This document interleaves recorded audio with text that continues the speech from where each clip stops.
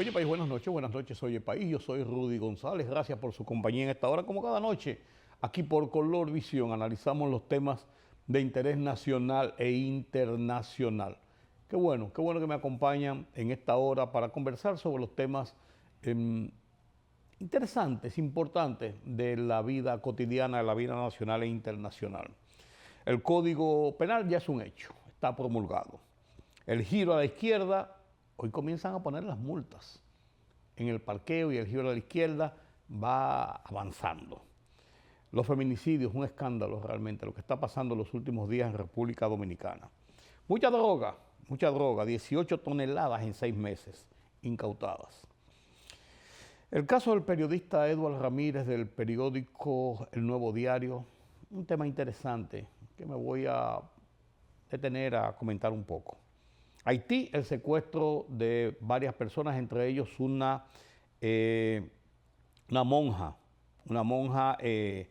varios asesinados y una monja jesuita, ¿de dónde es? Una monja irlandesa, una misionera irlandesa, sí señor. Y Bukele, insuflado, va por la reelección indefinida. Vamos a ver, señores, qué va a pasar en El Salvador. Estos y otros temas lo analizamos en la jornada periodística de hoy, aquí en Oye País, después de la pausa. Varios sectores y personalidades de la vida nacional manifestaron su apoyo a la aprobación del nuevo Código Penal, la cual fue promulgada por el presidente al considerarlo un paso importante para proteger los derechos de las personas, mejorar la seguridad ciudadana y la persecución efectiva de los delitos. Entre los sectores que destacan está el Colegio de Abogados de República Dominicana, el Consejo Nacional de la Empresa Privada, el Consejo Dominicano de Unidad Evangélica CODUE, los presidentes de la Cámara de Diputados y del Senado de la República, Alfredo Pacheco y Ricardo de los Santos, además de la Procuradora General de la República, Jenny Berenice Reynoso. Estos han coincidido en calificar como un acto de valentía y responsabilidad política la promulgación del Código Penal, destacando que con esta medida se cierra un capítulo marcado por una legislación desfasada y obsoleta heredada de los franceses. República Dominicana fue excluida junto a otros 3 países de la aplicación de la política arancelaria prevista a partir del jueves de esta semana, la cual abarca entre un 15 y un 50%. Los demás países que no serán afectados por los aranceles del presidente Donald Trump son Honduras, El Salvador y Guatemala. República Dominicana y esos países fueron excluidos por ser considerados aliados clave de Estados Unidos. Esta exención representa una oportunidad importante para los sectores exportadores de estos países, especialmente en rubros como la maquila, la agroindustria y la manufactura, se indicó en la noticia a favor de las naciones consideradas aliadas clave, agregó la administración de Trump. El presidente del partido Fuerza del Pueblo, Leonel Fernández, calificó como desbordante la participación de los dirigentes en las elecciones internas que la organización política celebra el domingo, asegurando que el nivel de movilización representa una clara señal del crecimiento y fortaleza del partido. Es algo desbordante no solo aquí, sino en todo el país. Por consiguiente, la imagen que proyectamos es que en 2028 la Fuerza del Pueblo será invencible. Hoy parece como si se tratara de unas elecciones nacionales y es únicamente nuestro partido la Fuerza del Pueblo. Esto es una demostración contundente para que nadie se equivoque en 2028, expresó Fernández al ofrecer declaraciones tras ejercer su derecho al voto.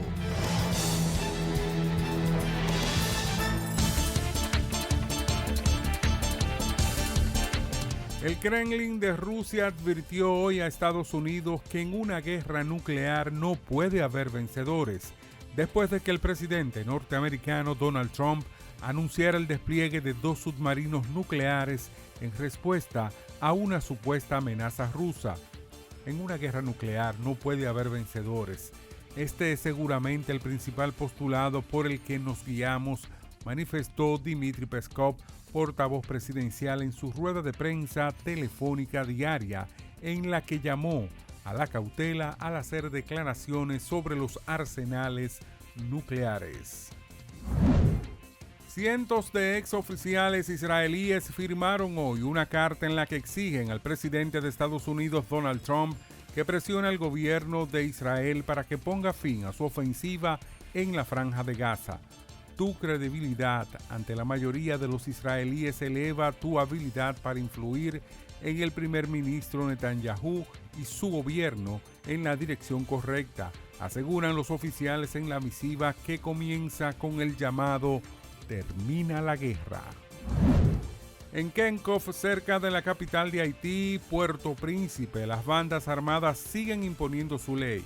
En la noche de 2 al 3 de agosto de este 2025, 9 personas fueron secuestradas en un centro de acogida para niños vulnerables. Entre las víctimas se encuentran una ciudadana irlandesa responsable de la sección reservada a los niños con movilidad reducida, una enfermera y un niño de 3 años. Un ataque sin precedentes que ha conmocionado profundamente a la población. Política, economía, sociedad. Los temas del día a día los contamos con claridad y con precisión. Recuérdate que el INTEVI se aumentó a un 18 para bajarlo a un 16. Sí. Una libertad de prensa que ellos no manejan y de expresión. Hay una especie de experiencia frustrada de la OEA en Haití. En Oye País, información veraz, periodismo con valor. Oye País, de lunes a viernes a las 12 de la medianoche por Color Visión. Siempre lo mejor. Periodismo de investigación, columnas, opinión, análisis, reportajes de fondo. Hora por hora, una completa plataforma multimedia. Periodismo con valor. Noticias horaporhora.com.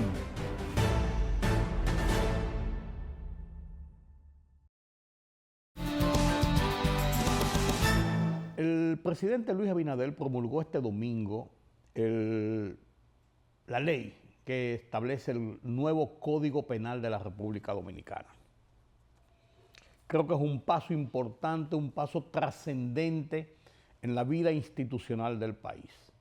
No era posible, señores, que tuviéramos todavía ejerciendo con un código napoleónico, que tuviéramos 20 años dándole vueltas a modernizar, a actualizar, a dar este instrumento a la justicia para combatir el delito, y que por la negligencia, por la apatía, por la irresponsabilidad legislativa haya dado tantas vueltas en el Congreso y se circunscribía a un punto específicamente, al tema de las 3 causales, de la despenalización del aborto, de la autorización para que se haga aborto en República Dominicana a diestra y siniestra que pretendía un grupo, y que este código tiene el planteamiento de que eso no puede ser eliminado porque es un tema constitucional, para comenzar por ahí.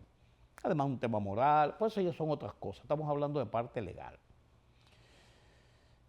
Y ese fue el pretexto para los legisladores, unos que no querían ponerse, porque esto dividió la sociedad, unos que no querían estar de un lado ni querían estar del otro, y querían jugar las mismas cartas y todas estas cosas que pasan. Bien, después de darle vueltas y vueltas, se establecieron 3 causales para permitir el aborto, la forma de introducir a que se despenalizara el aborto.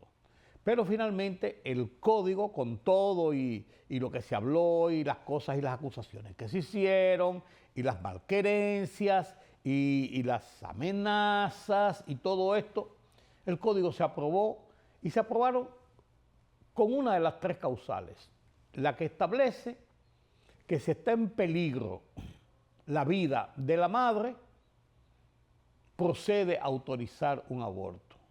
Peligro de muerte.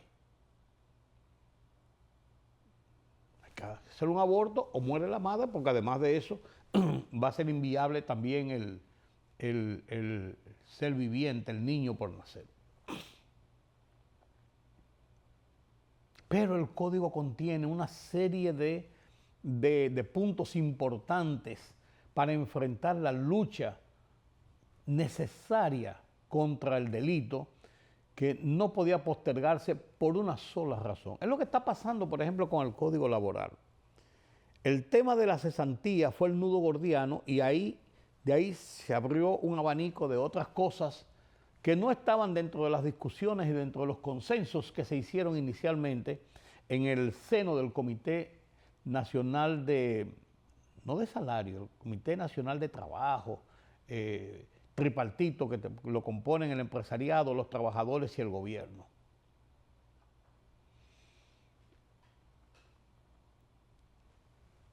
Finalmente se aprobó feminicidio, incluido como una causa importante, el delito cibernético, la acumulación de penas, una persona que comete un crimen atroz, mata 5 o 6 personas y le roba y usa armas de fuego. O sea, una serie de cúmulos de penas para reducir y apretar contra el delito. Tema importante, el sicariato. No estaba tipificado el sicariato en República Dominicana. El que mandó a matar a una persona, por ejemplo, podría ser acusado de complicidad, pues en el segundo grado, en el primer grado quien hizo la ejecución. No, ahora son iguales las penas. Si usted mandó, usted pagó, usted buscó un tigre para que le diera para abajo a una persona, como se dice para abajo, excúsenme la frase, a una persona, usted también es tan responsable como el que ejecutó. Y hay una serie de condicionantes para la estructuración de la pena, los delitos cibernéticos, todo esto que está pasando, señores, los robos por internet, las calumnias, una serie de cosas que hay.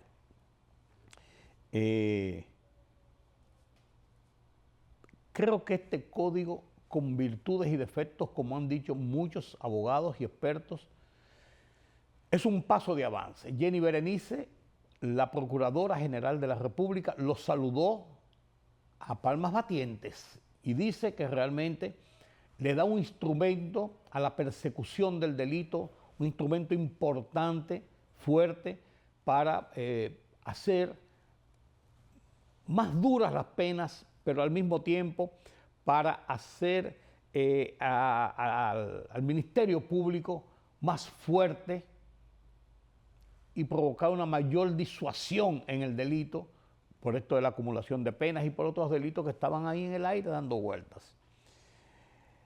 Hay abogados, hay personal de los medios, hay personal de la sociedad civil que no están de acuerdo con el código, que le objetan algunas cosas. Sin embargo, se reconoce a nivel general, en sentido general, que es un paso de avance en la aplicación de justicia.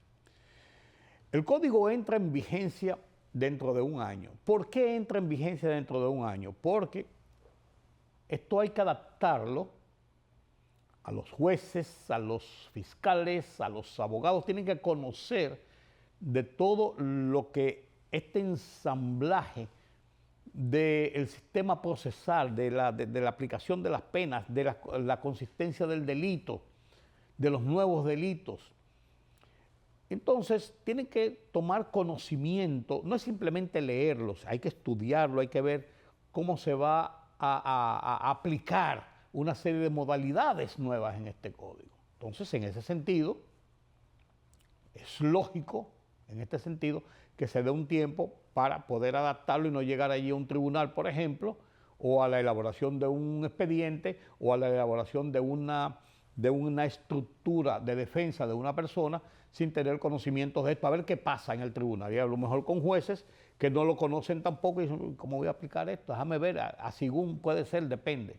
No, se le da el tiempo suficiente para que se tome conocimiento, se estudie, se vean las cosas colaterales que tienen, porque una legislación a veces te lleva a otra legislación, te lleva de un sitio a otro para establecer todo un escenario ya mucho más amplio. Entonces, yo creo que es un paso importante. Enhorabuena al presidente de la República que le dio para adelante, como se dice. Excúseme, es un poco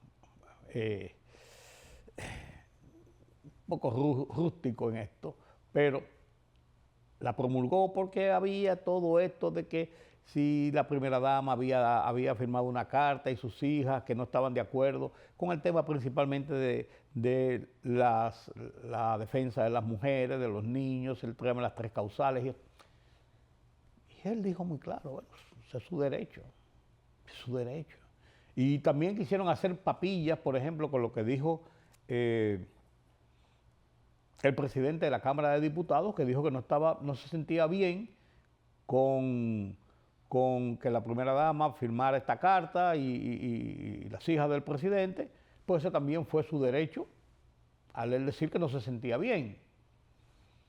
Ese es el derecho de la democracia. Y qué bueno que se ejecutó y que se vio ese ejercicio de democracia, inclusive en la familia presidencial, inclusive en la presidencia de la Cámara de Diputados, ya en un tema más emotivo, más personal. Pues bien, el código es un hecho, vamos a ver, habrá reparos, podrán hacerse en el transcurso de este año incluso algunas enmiendas si fuera necesario, de todo puede pasar, pero ya vamos avanzando en este sentido y para eso está el Congreso Nacional. Miren, en el caso de los feminicidios, señores, a lo largo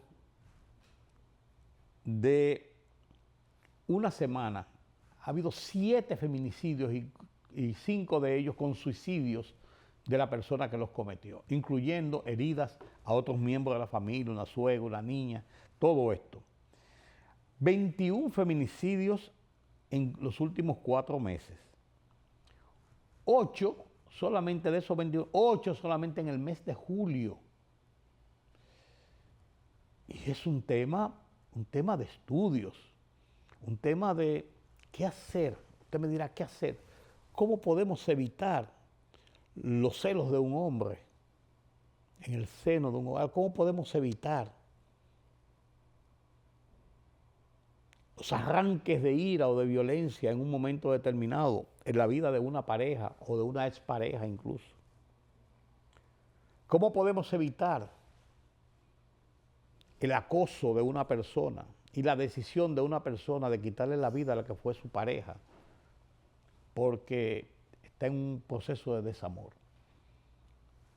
Es complejo, es difícil. Educación por un lado, por otro lado protección suficiente y necesaria, efectiva, cuando una mujer va y pide auxilio de la autoridad, de que tenga una reacción realmente importante y positiva para evitar que esa persona sea víctima de una persona que visiblemente está en una acción de violencia en su contra. Es complejo, es un tema complejo y siempre lo ha sido, pero tenemos que buscar vías, educación, una campaña educativa amplia en muchos sectores que se promueva en el tiempo para motivar a hombres, también mujeres, que si esa relación terminó, terminó. Pero ¿cómo contener las razones de celo de una persona? Es complejo, pero también es un tema que mueve y motiva tensiones y malos momentos y una imagen negativa de la realidad.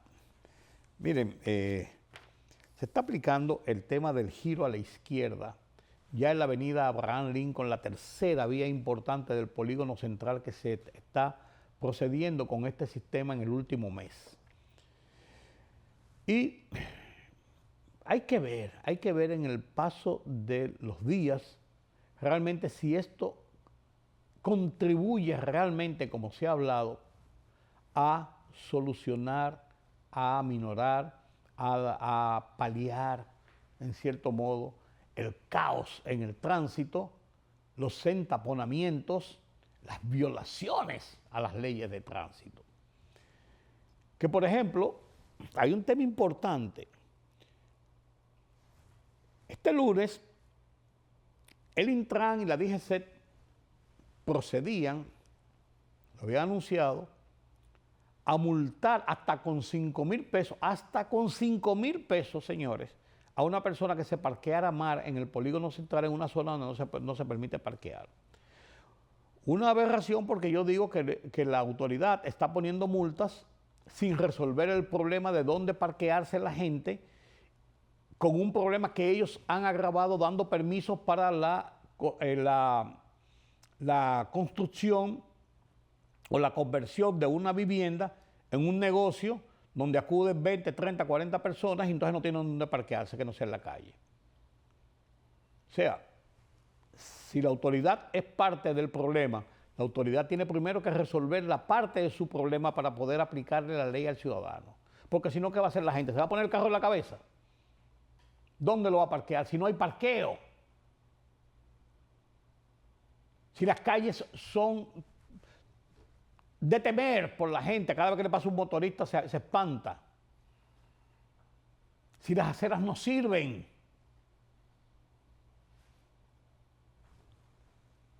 Entonces, la gente tiene que tener donde parquearse. Pero lo bueno de esto es que ha surgido una novedad en este sentido, y es el hecho de que se ha establecido, se ha planteado que antes de imponer sanciones por parquearse en una zona u otra de la capital, por ejemplo, tiene que contar con una autorización del Consejo de Regidores de la capital, porque esa es una atribución de la capital donde se puede parquear o no. Y está en discusión en el propio seno del Ayuntamiento del Distrito Nacional. Y han advertido varios legisladores de que la autoridad no puede hacer esto porque no es legal si no cuenta con esa autorización. ¿Qué va a pasar ahí? Yo no sé, primero. Segundo, a usted le pueden poner una multa, se parqueó mal, ok. La multa, 1,000 pesos, la multa, 1,000 pesos, porque se estableció que eran 1,000 pesos, 1,000 pesos la multa. Ok, póngame la multa y ya. Y yo quito el carro de ahí y me ponen la multa. 2. Como está la grúa ahí, tienen que subirlo en la grúa y llevárselo a un sitio para que usted vaya a buscarlo allá. Pues si usted tiene la multa, le ponen su multa y usted recibe su ticket de su multa, no tiene que ir allá. Porque entonces le van a cobrar la grúa, su negocio. Le van a cobrar el que esté allá, el que haya llegado allá y el papeleo, además de la multa. Las multas son 1,000 y 4,000 por el papeleo, por la logística. Entonces, o es un negocio, o es un esfuerzo real por eliminar los parqueos en la calle donde no está autorizado y no se debe. Que tienen una razón. Hacer las vías más expeditas. Bien, correcto. Pero, ¿a dónde rayos se mete la gente el carro?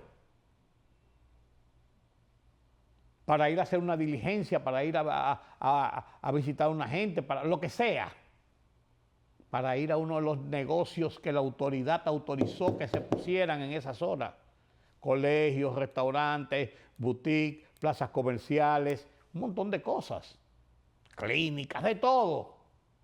Sin los parqueos necesarios, entonces se autorizó muy bien y entonces se dio el derecho de suelo, lo da el Ayuntamiento del Distrito Nacional, la autorización lo da Obras Públicas para la construcción del tema. Entonces, si ninguna de las dos, una parte municipal y una parte del gobierno central, si no proceden de esa forma, entonces, ¿qué hacemos? ¿Nos ponemos los carros en la cabeza?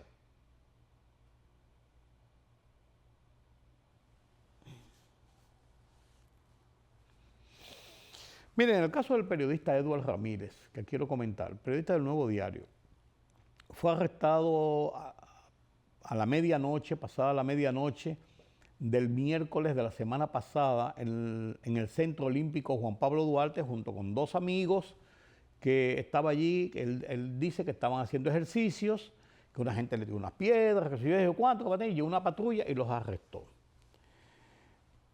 Él invoca que violaron sus derechos. El derecho era permitirle hacer una llamada telefónica. Él hizo 3 llamadas telefónicas, admite él. El derecho es que no se le sometió, por ejemplo, a la justicia. 24 horas, él tuvo hasta el viernes, o el sábado de la mañana, arrestado en el destacamento de Naco, donde lo llevaron. Debió haberse un interrogatorio, a ver si puede llevar a la justicia. Hay una alegación en esto en que él es periodista. Y es la única observación que yo quiero hacer en esto. Ciertamente, él es un periodista del periódico El Nuevo Diario, dirigido por una persona altamente calificada, no solamente como profesional, sino como persona. Incuestionable, Percio Maldonado. Yo me atrevo a decirlo a boca llena. Pero este joven no fue arrestado por su labor de periodista. No estaba ejerciendo ninguna labor de periodista. El hecho de que él indicara que se identificó después que lo interrogaron, que lo llevaron, cuando lo llevaron al cuartel, yo soy periodista, no le da un derecho como ciudadano si la autoridad, la policía en este caso, lo ha arrestado por una violación o una acción que se entiende ilegal o una violación a la ley. Los derechos de él de estar el tiempo detenido sin que fuera procesado, puesto en las manos de un fiscal para que lo interrogara, en manos de la justicia, eso es otra cosa. Pero hay que deslindar los campos porque muchas veces nosotros los periodistas entendemos que por el hecho de ser periodistas nosotros tenemos licencia para hacer muchas cosas y eso no es así. Eso no es así, señores. Hay que delimitar los campos de acción, hay que delimitarlos muy claramente, los campos de acción, porque el hecho de nosotros tener la licencia de trabajar en un medio de comunicación, de escribir noticias, de ejercer el derecho de la libertad de prensa y de expresión, no nos hace favorecidos o merecedores de violentar la ley que la autoridad indica que había sido violentada. Para eso tiene que ponerlo en manos de un fiscal y determinar, y si es necesario, se lleva un proceso, lo que usted quiera. Pero una cosa es eso y otra cosa es el ejercicio de la libertad de prensa. Lo digo porque he visto en muchos sitios y se ha hablado mucho y se ha armado una controversia sobre el tema. Yo no quiero entrar en otros detalles de cosas ya que me han comentado sobre el tema. Situaciones personales y todo esto, no es necesario. Lo quiero dejar en el tema del ejercicio de la libertad de prensa. No está en juego el ejercicio de la libertad de prensa, en este caso específico del joven periodista Edward Ramírez del periódico Diario Libre. Simplemente quiero decir eso. ¿Que por qué yo hago ese planteamiento? Porque yo soy periodista. Y lo que tiene que ver con los periodistas, a mí me siento involucrado, porque esa es mi profesión de 58 años ininterrumpidas. Eso es todo lo que quería decir con esto. En Haití, secuestro de 6 personas, entre ellos un niño de 3 años, una misionera de Islandia, más de 150 muertos, de 1.500 muertos entre abril y junio, el mismo estado de violencia, y el tiempo va pasando, y de Haití solamente nos llegan calamidades y noticias de que todo empeora, de que nada va cambiando hacia la solución de esa crisis.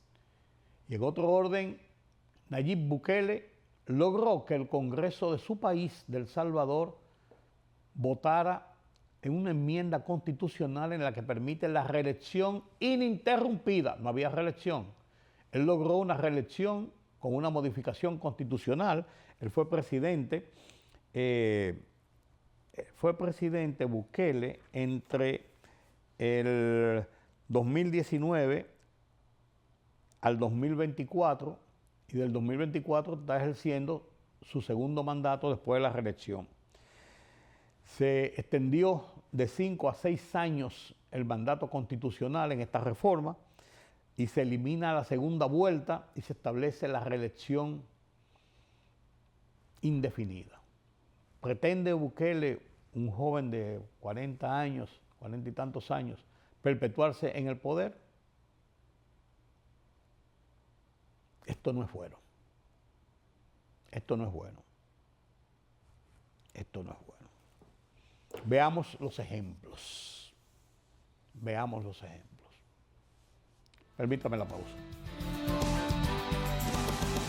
La libertad solo reside en los estados en los que el pueblo tiene el poder absoluto. Por el respeto a los valores democráticos y la dignidad del pueblo dominicano, El Rumbo de la Tarde, plural, objetivo, comprometido siempre con la verdad. Con Georgie Rodríguez, Rudy González y Ramón Colombo. Los poderosos ya están en el aire.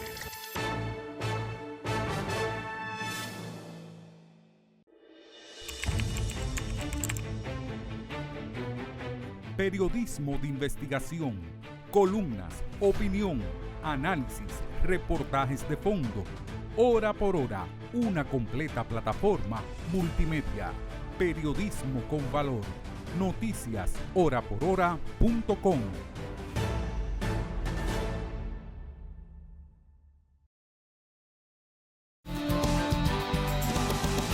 Gracias por continuar con nosotros aquí en Oye País. Qué bueno que me acompañan.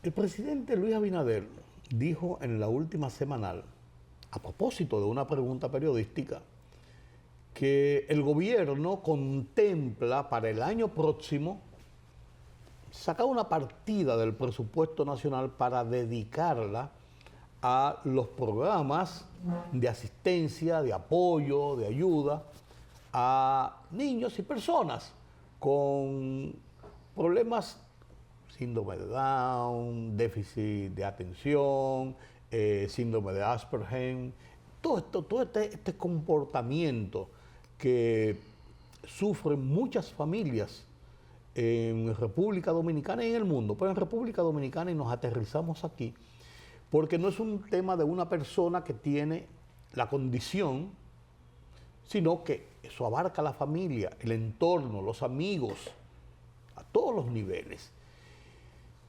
Y inmediatamente salió la voz respondona, una voz respondona positiva, que ha llevado una lucha a lo largo de los últimos años, titánica, en favor de que el país, de que la autoridad, de que la administración actúe en favor de aliviar el tránsito difícil y complejo de una familia, de un entorno, cuando hay algún padecimiento de esta naturaleza. Fernando Quirós, a quien conozco desde que llegó jovencito a la capital junto con su hermana Margarita, y llegó con esas ansias y esa decisión de ser un profesional, de ser una persona de utilidad, de ser una persona que pudiera transmitir como periodista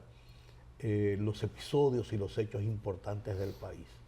Trabajamos juntos en Última Hora, siempre les recuerdo con esa pasión de destacarse, de salir adelante, que es lo que tiene todo joven que ven que el futuro está en las puertas y que hay que solamente abrazarlo y alcanzarlo. Fernando Quiroz dirige una de esas organizaciones que luchan en favor de estas personas con estas condiciones. Lo tengo aquí con él hoy. Aceptó venir. Qué bueno. Fernando, gracias. Rudy, qué placer. Gracias por estar con nosotros. Gracias por esta invitación y esta oportunidad sobre todo. Sí. Y lo recuerdo tal como dice, el primer director de periódico con el que tuve contacto fue con usted. Y para mí siempre lo recuerdo con mucho agrado. Gracias. ¿Ve? Lo que somos. Así es, así es. Fernando, ¿cuál es la situación del estado de la ley? ¿Y cuál es la situación de las demandas que ustedes hacen, precisamente ya como estructura, como organización, en favor de estas condiciones que sufren muchas personas en República Dominicana? Sí, bien. Lo primero comenzar diciendo que junto a mi esposa Irana, Flavia Luciano, somos padres de un adolescente de 16 años, de Fernando Gabriel, quien tiene cualidades de pintura y está dentro del espectro autista no verbal. Desde hace unos 15 años nosotros llevamos una batalla de poder llevarle a él mejor calidad de vida, de mejorarle su comportamiento, porque el autismo ya hablé de que tiene una limitación del habla, la comunicación no verbal, se comunica de otra manera, el comportamiento, las hiperactividades y demás, y muchas veces lo que tiene que ver con lo social, la socialización. Esos tres elementos son lo que impactan el neurodesarrollo de esa persona con autismo. Pues nosotros, al ver en paralelo lo que viven otras madres y otros padres, cientos de familias dominicanas, en espacios de terapias, en espacios públicos, en espacios recreativos, decidimos crear la Mesa de Diálogo por el Autismo. Esa Mesa de Diálogo por el Autismo dio pie a conversatorios e inspiró la Ley 3423, que es la ley que tiene que ver con la atención, protección e inclusión de las personas con autismo y sus familias. Esta ley fue promulgada por el señor presidente de la República el 5 de junio de 2023. Hace 2 años. 2 años justamente. Pues esa ley manda que 120 días de su promulgación se emitiera un reglamento. Ese reglamento no se emitió mediante el decreto 403-24 hasta el 24 de julio de 2024. Un año después. Casi 10 meses después, yo lo conté 294 días después. Okay. Pues hoy estamos en julio de nuevo, al 25, y de lo que manda la ley, de su aplicación, de su reglamento, no se ha hecho nada. Y tal como dice usted, el presidente de la República en la semana la anuncia a petición de una pregunta de una periodista que a propósito es madre de un niño con autismo, le dice que ahora se tomará en cuenta para el presupuesto mínimo, y me llamó la atención que él recalcara mínimo para la atención del autismo.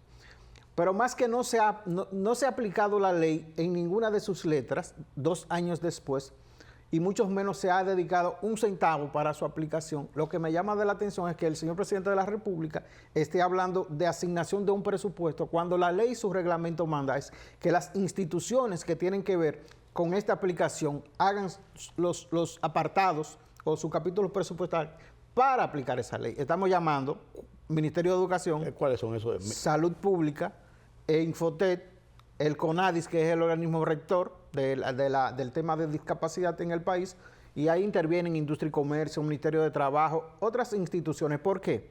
La ley, ¿qué es lo que manda? La ley lo que está llamando es a que haya una detección temprana de ese niño con autismo para una intervención integral con las situaciones psicológicas, médicas, educativas, recreativas, todo lo que incluye, y que un padre y una madre, y yo soy testimonio de eso, no lo puede cubrir. Porque si usted fuera a cubrir integralmente un niño o una niña con autismo en la República Dominicana, incluyendo colegio, persona que la atiende, se puede rondar 200,000 pesos. Nosotros hemos llegado al mes a ese tema. Entonces, es el Estado, conforme a la ley, quien tiene que aplicarlo. Entonces, es como inexplicable que a 2 años un gobierno que se llama inclusivo, un gobierno, y tengo que reconocer del presidente de la República por lo menos que promulgó la ley. No existía y teníamos 15 años en esa lucha. Pero si se promulga, usted no puede argumentar que faltan recursos, porque del Ministerio de Educación, donde pasó por decreto los centros CAI, al final de año se ha tenido que ver con devolver dinero, presupuesto, porque no fue ejecutado. Y en los almacenes quedan miles de tablets, miles de computadoras, miles de instrumentos que incluso pueden servir a la población con autismo. Entonces, yo lo que he visto como papá, don Rudy, a toda la audiencia, es como una especie de indolencia pública y privada, porque aquí no creamos conciencia. Usted ve que un niño o una niña con autismo le hace una pataleta en una plaza pública, un supermercado, un restaurante, y la persona, en vez de tener una empatía y solidarizarse, lo que hace una crítica, porque no tenemos conciencia. Y hasta ahí llega la ley, a través de los medios de comunicación, que se creen campañas de concienciar a las personas para que primero se sepan lo que es el autismo y luego saber cómo cooperar, porque nosotros tenemos que marchar hacia una sociedad inclusiva, y no solo por el autismo. Ahí está el tema. Por todo tipo de discapacidad, hasta por el tema de personas ya llegando a una tercera edad. Aquí usted, qué bueno que usted habla de esa publicidad propositiva, de que ayuda, de que solidariza, porque aquí no creamos conciencia. Usted ve una persona no vidente o una persona entrada en edad y ni siquiera ayuda a cruzar una calle. Hemos perdido hasta esa solidaridad como dominicanos. Le pasamos por el lado. A veces al dominicano se le da un carro y alguien se detenía a preguntarle, ¿pasa algo? ¿En qué le puedo ayudar? Entonces nosotros estamos caminando hacia un corazón duro, y qué pena que sea la parte política y la que toma las decisiones, la que no toma la iniciativa. Porque, por ejemplo, yo digo, si esa ley está llamada a hacer un registro nacional de personas con autismo y sus familias, no necesita presupuesto inicialmente para usted dar ese paso, porque usted puede tomar la Oficina Nacional de Estadísticas, Educación, Salud, las instancias donde suelen registrarse las familias dominicanas, porque usted tiene que tocar la puerta de una escuela, claro. Usted tiene que ir a un hospital, y lo primero que le van a registrar que tiene su niño, su condición. Ahí mismo pueden agregar la condición socioeconómica de esa familia, si ha tenido algún tipo de terapia o no. Usted sabe que me acaba de llamar yo en el tránsito de mi casa al canal, una presidenta de fundación que me reporta, tenemos que ayudar a una señora de San Pedro de Macorís que tiene una hija con un autismo de 23 años y tiene que tenerla amarrada en la casa.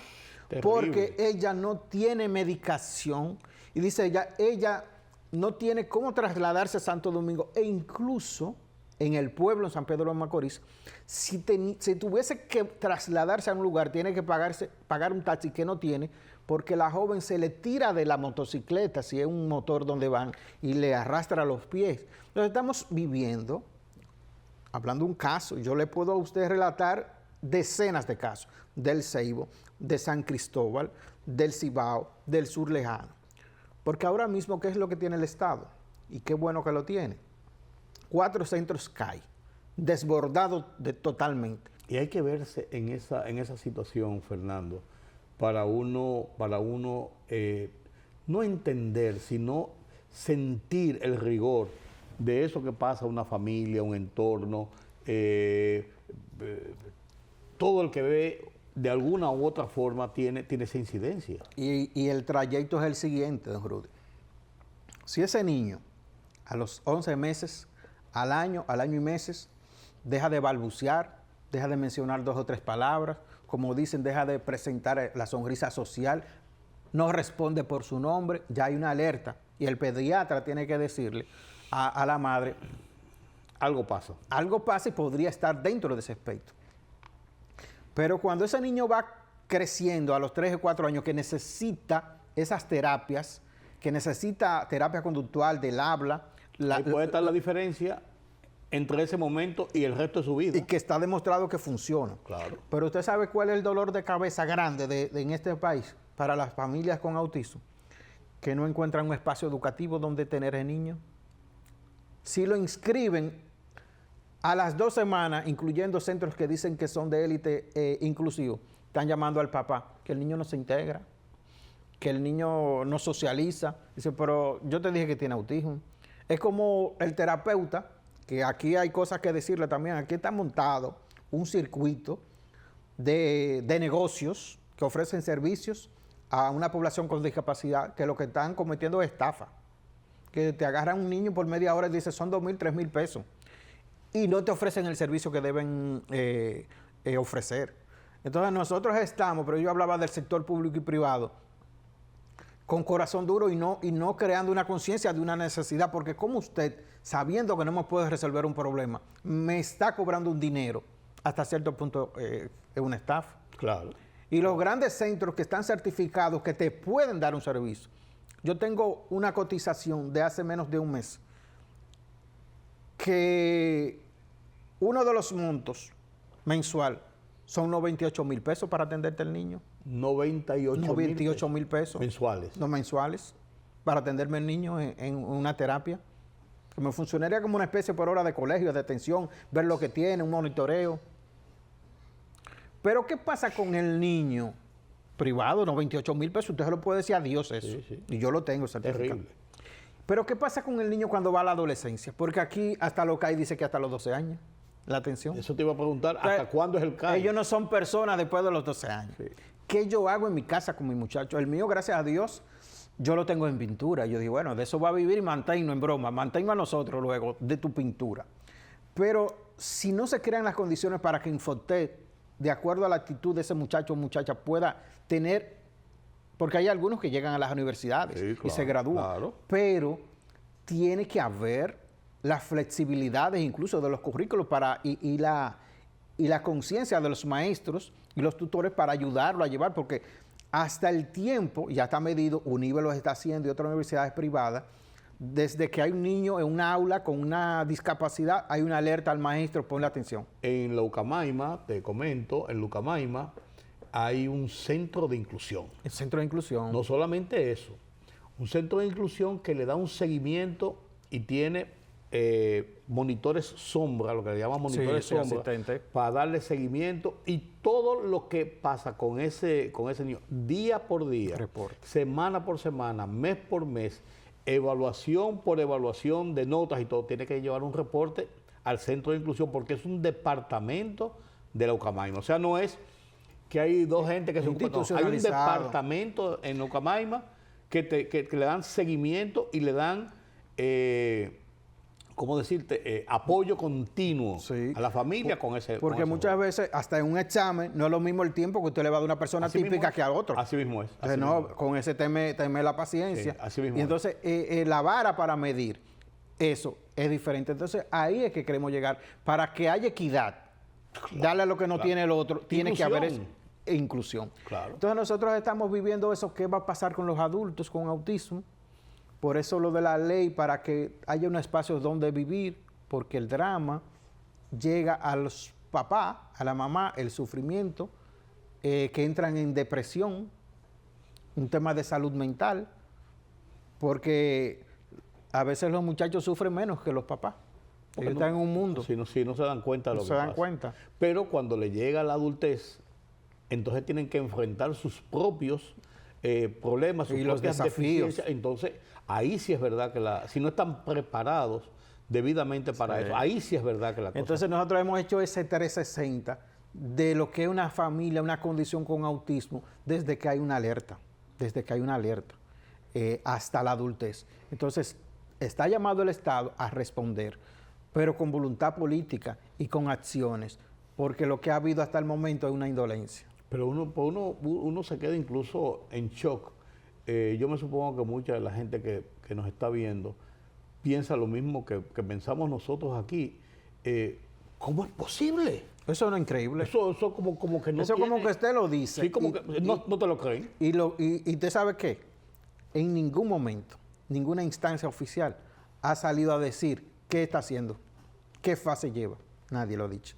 Eso todavía es una desconsideración. Claro, no tienen ustedes que salir como institución, como organización, como padres. Es que tienen que buscarlos ustedes. Claro, porque la ley es que eso debe ser lo que debe hacer un Estado. Yo creo que usted, por ejemplo, yo sé que está llegando al final, por ejemplo, en Chile, el presidente Gabriel Boric, él hizo un anuncio después de la ley y lo hizo en la Casa de Gobierno. Y decoraron la Casa de Gobierno incluso alusivo al tema del autismo, con los colores, con el azul y demás. Y se veían los niños cargados, y se veía por ese gesto y ese símbolo, después de aprobado la ley, manda una señal y dice, mira, nosotros estamos con esto. Lógico. Y lo vamos a hacer. Pero aquí no ha habido nada. No ha habido nada. Qué penoso eso, qué penoso. Y uno que ve tantas discusiones bizantinas y ve tanto dispendio a veces de dinero, que a veces no es dispendio, pero que usted tiene que establecer cuáles son las prioridades. Y las prioridades del Estado, como Estado, no del gobierno ni del presidente, del Estado. Sí, un asunto de Estado. Sí, como tal, está consignado en la Constitución, la garantía de la seguridad, la vida, el desarrollo de su gente. Y que usted vea una familia sufriendo, un niño a veces maltratándose, y no le ponga caso a eso, ya usted puede hablar del nivel de lo que estamos viviendo. Sí, es terrible. Es terrible. Fernando, gracias. Siempre, a ustedes. Oye, País está abierto. Sí, muchas está gracias. abierto y ojalá que uses este medio. Sí. Cuando quieras, cuando tengas la necesidad, la oportunidad, a veces no solamente para la queja y para la demanda y para la crítica, también para la oportunidad de dar gracias y motivar a otros en inspirar, cruzadas, porque son cruzadas como esta. Yo me he sentido muy bien y le agradezco el momento y el espacio. Estamos abiertos. Sí, gracias. Y no de palabra, úsalo. No, y de hecho. Gracias, Gracias, Fernando. Rudy. Buenas noches. Gracias por acompañarme en este conversatorio con Fernando Quirós. Más que padre, como un ciudadano. Hay que estar ahí para saber lo que es eso. Pasen un feliz resto de la noche. Yo soy Rudy González. Nos vemos mañana.